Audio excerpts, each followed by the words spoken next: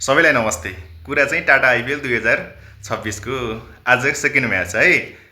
Second म्याचमा Mumbai Indians जो 5 टाइमको विजेता हो भने केकेआर 3 टाइमको विजेता, एकदमै कडा प्रतिस्पर्धा, रोचक प्रतिस्पर्धाको रूपमा हेरेको छ। म चाहिँ मेरो विचारमा केही कुराहरू राख्न गइरहेको छु। एकदमै ब्यालेन्स छन् दुवै टिम, खतरनाक छन् दुवै टिम। बलिङ ब्याटिङ सबै एकदमै राम्रो छ। मुम्बई इन्डियन्सको कुरा गर्ने भने एकदमै राम्रो टिम हो, सदाबहार राम्रो टिम हो होइन।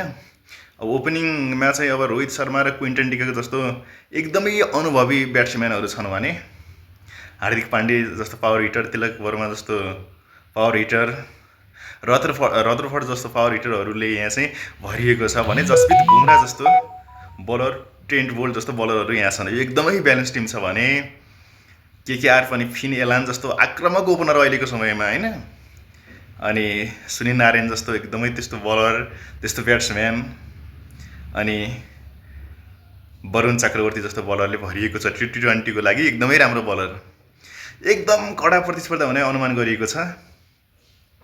मुम्बई पनि एकदमै कडा छ, केकेआर पनि एकदमै कडा छ।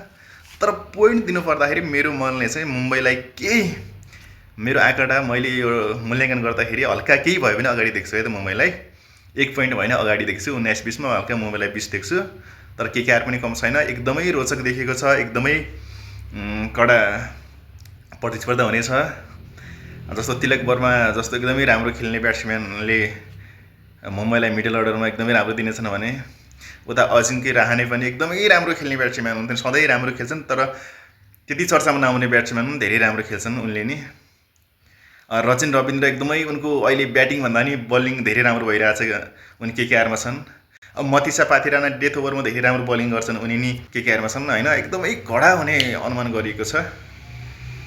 अब रोहित शर्मा जस्तो एकदमै अनुभवी ब्याट्सम्यान अनि एउटा राम्रो क्याप्टेन पनि उनी, उनको गाइडेन्स पनि मिल्ने छ हाम्रो हार्दिक पाण्ड्यालाई।